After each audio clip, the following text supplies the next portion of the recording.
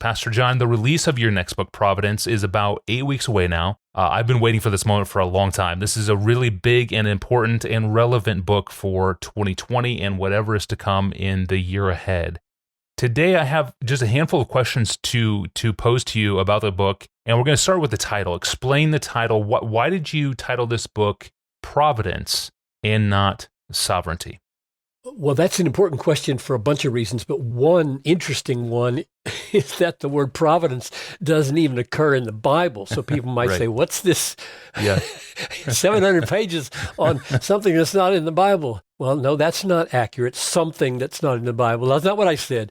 I said the word is not in the Bible, but neither is the word sovereignty in the Bible. Sovereignty is in like 3 places. Just like the word Trinity, discipleship, evangelism, exposition, counseling, ethics, politics, charismatics. None of those words is in the Bible. I don't, in a sense, care ultimately about words. I care about words. Right, good grief. But I don't care ultimately. I care about reality. So the reason I'm focusing on providence and not just sovereignty is because sovereignty refers to God's right and power to do whatever he wills to do.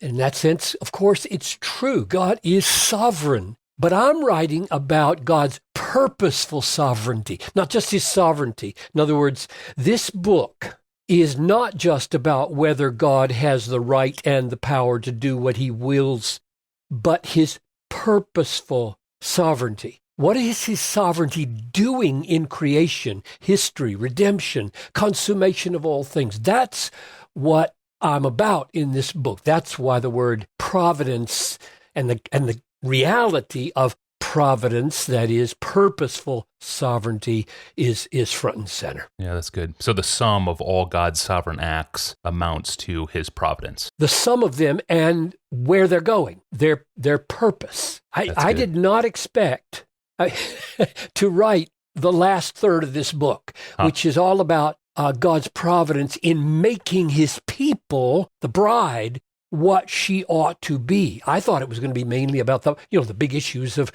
suffering in the world and war and pandemic and down to the nitty-gritty things of whether birds fall out of trees because of providence. But it came clear to me, well, what's it all about? It's about Christ purifying for himself a bride that he will enjoy in her enjoyment of him forever. So good. It's a huge and detailed study. By my unofficial count, I have over 3,000 Bible citations in it. Why 3,000 Bible citations? I had no idea. When you told me that number, I had no idea that number would be there. It makes me so happy. I want to jump up and down. Here's the reason. Because John Piper's opinion, based on no authority but his own, is not worth a penny. Nobody should care what I think about anything. Or what you think, Tony. Yeah, that's true. Or what anybody else thinks, no matter how many degrees are behind their names. Yeah. Unless it becomes evident that what you think or they think or I think is warranted by a trustworthy source of knowledge. There is only one infallible source of knowledge about God, namely God. If God did not reveal to us what he's like and what he's up to, we wouldn't know. He points to what he's like, what he's up to in the natural world, creation, natural revelation, but in the Bible, his inspired word. He doesn't just point. He declares, he describes, he explains, and he applies what he is like and what he is doing. A book on providence without the Bible would either be very, very short or very, very speculative. In fact, most of them are. Which leads me just to say one more quick thing on the issue of 3,000 Bible citations. This is not an engagement. The 700 pages is not an engagement with philosophical treatments on providence. I'm not a philosopher. I am a Bible reader. I'm a Bible interpreter. I'm a Bible herald. I'm a Bible applier. That's my calling. That's my job. That's my joy. My stance with regard to philosophy is not at all to reject it, but to say that philosophical reflection on the providence of God will have very little possibility of fruitful outcomes unless the philosopher is more or less saturated with the Bible, like 3,000 Bible citations that give God's perspective on providence. That's good. Yeah. So 3,000 Bible citations that let God speak about providence himself. But the book is also 200,000 words long. That's about 750 pages in print. This is your longest solo book project by a wide margin. So why so big? Why such a big book? Yeah, I know most people don't read 700-page books. The longer a book gets, the fewer people read it. So, Piper, why are you shooting yourself in the foot like this, or maybe the leg? But a few people do. And the people who do tend to be people who influence others. And I hope the scope, the comprehensiveness of the book will make it more compelling because of being more comprehensive. I planned for 30 years. I mean, you've heard me say for decades, I want to write a big book on sovereignty someday or a big book on providence. Well, it's done. But here's the other thing to say.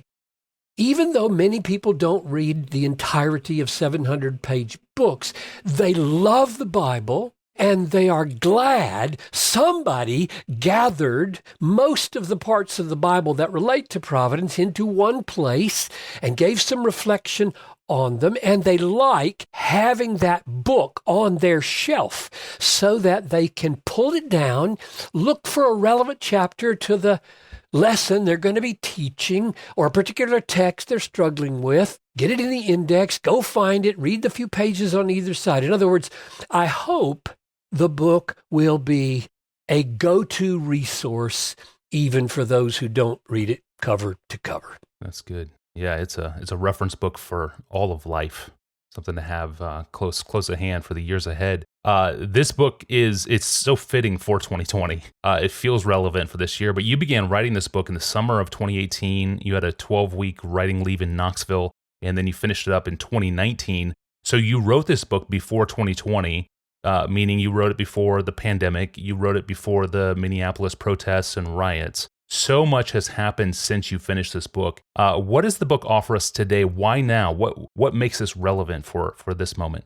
Well, when I think of why now, I am back on my heels with wonder here as we're recording in the middle of, or I hope toward the end of, a pandemic that God would have positioned this book to come out in this season, because it is about the kinds of beauties and horrors that we taste every day. I mean, even in the worst of times, there are beauties, and the best of times, there are horrors, and that's what the Bible is. It is full of beauties and full of horrors, and God has something to say about all of them. But when I think, why did you write this book now? Here's really the answer, because it was before all this came down. Yeah.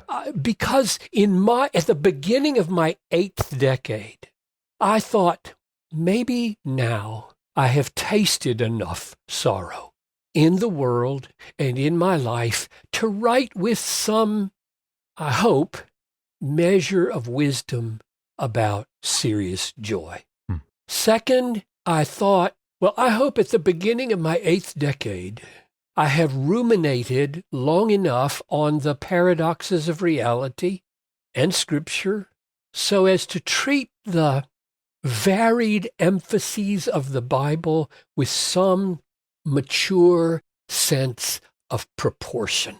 And after 50 years of reflection on the truth, the all-pervasive importance of Christian hedonism, namely that God is most glorified in us when we're most satisfied in Him.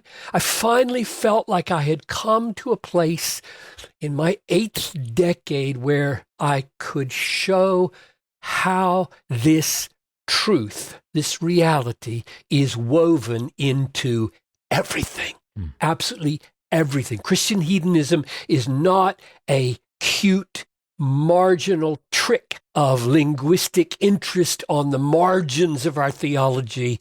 It is in the essence of what God is doing everywhere all the time. Yes. And maybe one last thing about why now? Why wait so long and do it now? As they say, I am walking the verge of Jordan. I can smell the fields of eternity across the river from where I stand. So even though I remain fallible, finite, sinful, it's either now or never, Tony. And I think it was God's will 2 years ago that it be now rather than never.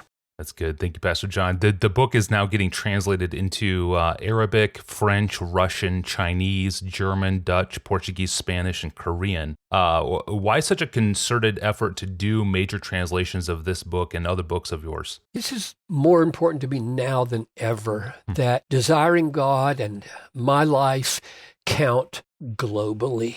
Yeah. Across ethnicities, across races, across nationalities, across languages, across cultures.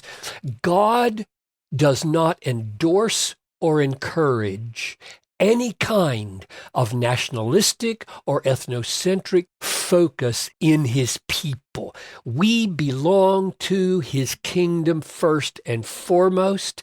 That shapes everything. He is pursuing all the nations and all the peoples and all the languages, all the cultures of the world. And I want my life to count for the world, not just for my national or my ethnic or my geographic or my cultural tribe, but really the simple, straightforward answer for why so many translations, why try to get it into many different cultures. The answer is that the reality of providence is not culturally limited. It is absolutely true in every language group, in every culture in the world. Yeah. We need to finish this episode up, but what are your hopes and dreams and prayers for the Providence book? I pray that Christians all over the world will become God-entranced people. Yes, from a little dead baby squirrel on the sidewalk outside my house to the courses of the stars in the heavens and every beauty and every horror in between, from the tiniest to the most magnificent. All of it related properly to God, suffused with God, entranced with God. I think the doctrine of providence, the reality of providence, is one of the great keys for helping people become God-entranced people.